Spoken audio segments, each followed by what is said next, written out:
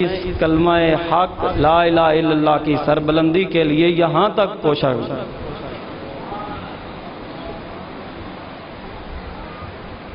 حکمت عزت تعالی تھی کہ کفار نے بڑے بڑے منصوبے بھی بنائے، بہت کچھ کیا، لیکن ظاہری طور پر وہ آپ صلی اللہ علیہ وآلہ وسلم کو شہید کرنے میں کامیاب نہ ہو سکے۔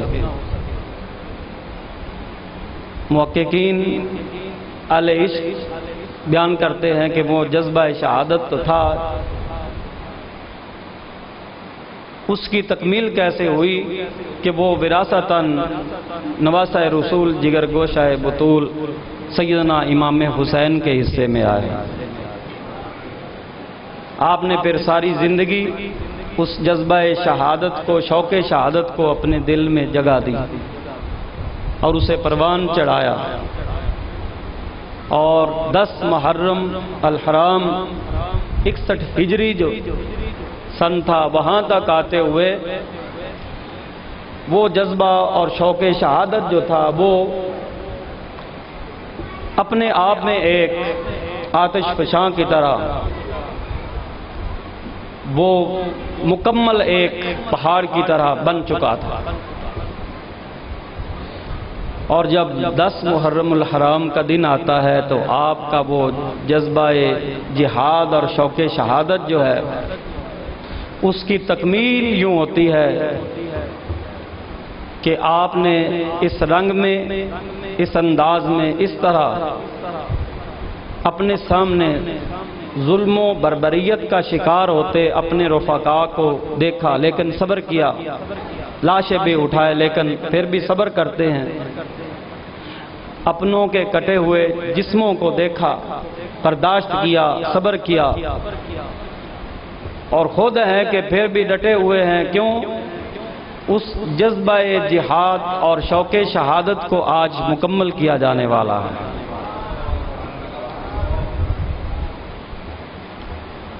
اور آپ کی شہادت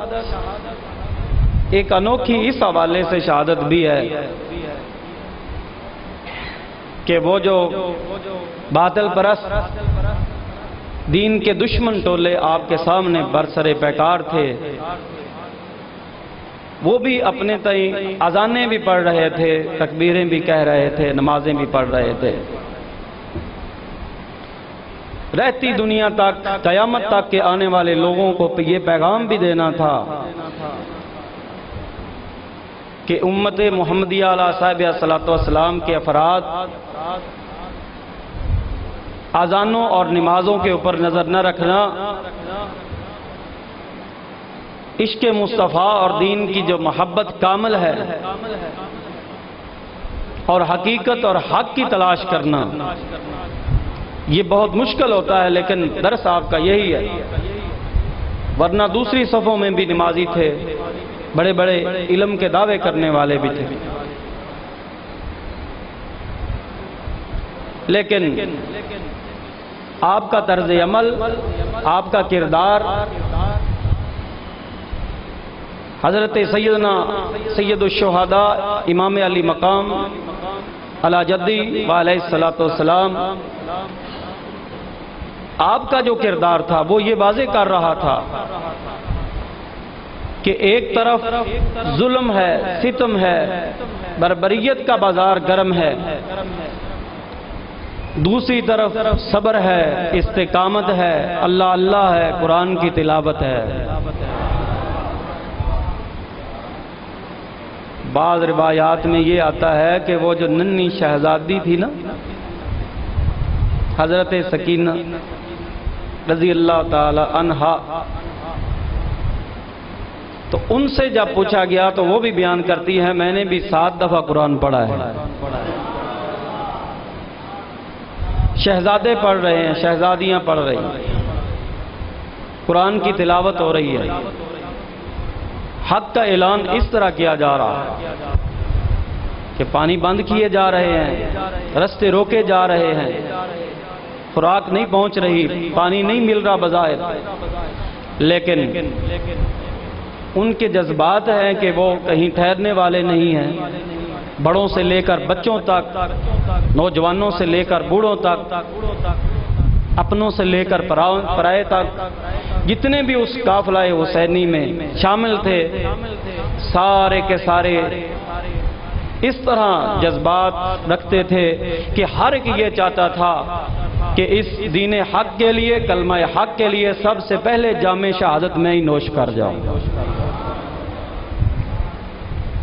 10 محرم الحرام کی رات کو امام پاک سرکار کے اذن اور حکم کے مطابق چراغ گل کر دیے گئے، بجھا دیے گئے، روشنی ختم کر دی گئی، ظاہری اسباب ضیاء جو تھے ان کو محو کر دیا گیا،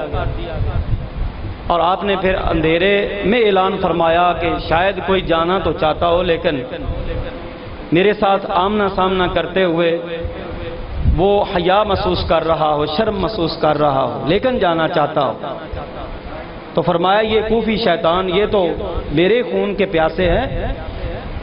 میں آج بھی اس پر راضی ہوں، میں قیامت بھی اس پر راضی ہوں۔ جو مدینہ سے مکہ اور مکہ سے یہاں تک میرے ساتھ رہا ہے، مصائب برداشت کی ہے، آلام دکھ جھیلے ہیں، میں نواسہ رسول اس کے حق میں شہادت دوں گا، گواہی دوں گا، میں اس کے حق میں گواہی دوں گا، لہذا میں راضی ہوں، میں ناراض نہیں ہوں۔ کوئی جانا چاہتا ہے تو اندھیرے کا فائدہ اٹھائے، یہ ظلمات جو ہیں یہ ظاہری اور عارضی ہیں،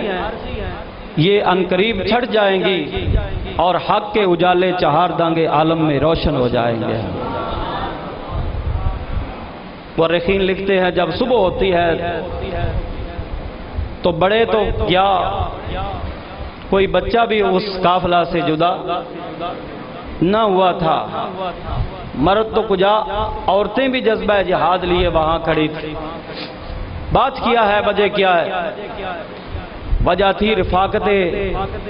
امام الشہداء سید الشہداء اور محبت اہل بیت اور عشق مصطفیٰ اور اللہ رب العزت کی محبت تھی جو انہیں اس عظیم اور لازوال داستان رقم کرنے والے قافلوں سے جدا نہیں ہونے دیتی تھی، کیونکہ ان 72 افراد میں سے ہر ایک یہ جانتا تھا کہ حسین کی محبت اللہ کے حبیب کی محبت ہے اور اللہ کے حبیب کی محبت خدا کی محبت ہے۔ حسین کی محبت سے رسول کی محبت حاصل ہوتی ہے اور رسول کی محبت سے خدا کی محبت حاصل ہوتی ہے، اور جس بندہ مومن کو سچی خدا کی محبت حاصل ہوتی ہے وہ بندہ جنتی ہوتا ہے۔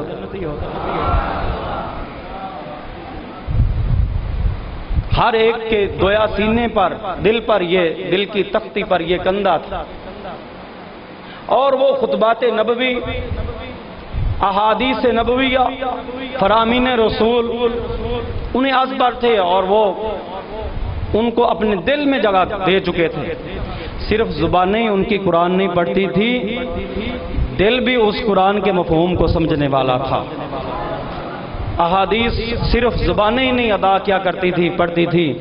الفاظ ہی فقط وہ نہیں گردانتے تھے، بلکہ جب احادیث پڑھتے تھے تو احادیث کی روح تک بھی جا پہنچتے تھے۔ ان افراد اور قدسی جماعت کا ایک ایک بچہ بھی یہی جذبات رکھتا ہے۔ انہیں معلوم تھا کہ رسول اللہ صلی اللہ علیہ وآلہ وسلم یہ فرما چکے ہیں، آپ کا اعلان ہو چکا ہے، اول من يدخل الجنۃ انا وعلی وفاطمہ والحسن والحسین، سب سے پہلے جنت میں مصطفیٰ جاؤں گا۔ آقا سے پیار کرنے والے بولو، وعلی میرا بھائی علی جائے گا، وفاطمہ تو میری بیٹی جائے گی، والحسن والحسین میرے نواسے سب سے پہلے جنت جائیں گے، سب سے پہلے جنت جائیں گے۔ آقا علیہ السلام فرما رہے ہیں سب سے پہلے جنت جائیں گے۔ دنیا دار کا جنت کے ساتھ کیا تعلق ہے بھائی؟ آج ایک پاگل بڑی پگڑی والا شیطان نکلا ہے، وہ علم کے بڑے دعوے کرتا ہے، کہتا ہے نہیں یہ جو لوگوں میں مشہور ہے نا دین کے لیے نکلے تھے، یہ کہانی ہے، حقیقت یہ ہے کہ وہ تخت کے لیے نکلے تھے۔ ہم کہتے ہیں شیطان بکواس بند کر، یہاں تو غلاموں کا حال یہ ہے کہ تخت سکندری پر وہ تھوکتے نہیں ہیں، بستر لگا ہوا ہے جن کا تیری گلی۔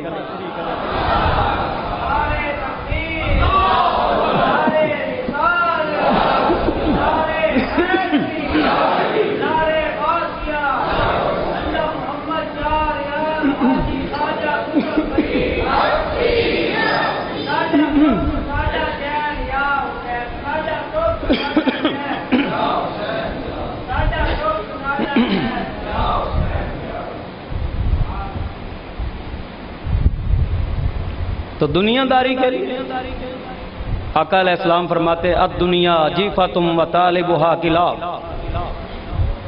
دنیا مردار ہے اور دنیا کے پیچھے بھاگنے والے، دوڑنے والے، دنیا کے حصول کے لیے کوشش کرنے والے کتے ہیں۔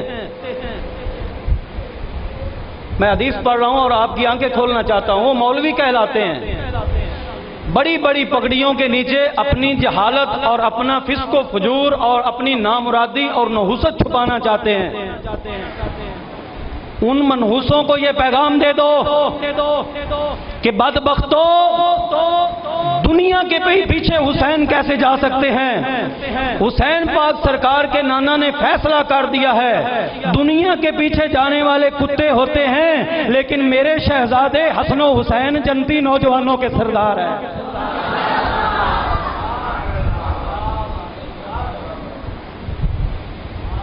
پاگل ہو گئے ہو، اندھے ہو، تمہیں نظر نہیں آتا، علم کے دعوے کرتے ہو۔ آج کے دور کا ابو جہل ہے وہ جو کہتا ہے حسین دنیا کے پیچھے بھاگ رہا تھا۔ یا تیسری، چوتھی، پانچویں جماعت کا کوئی بچہ کھڑا کرو، میں اس سے سوال کرتا ہوں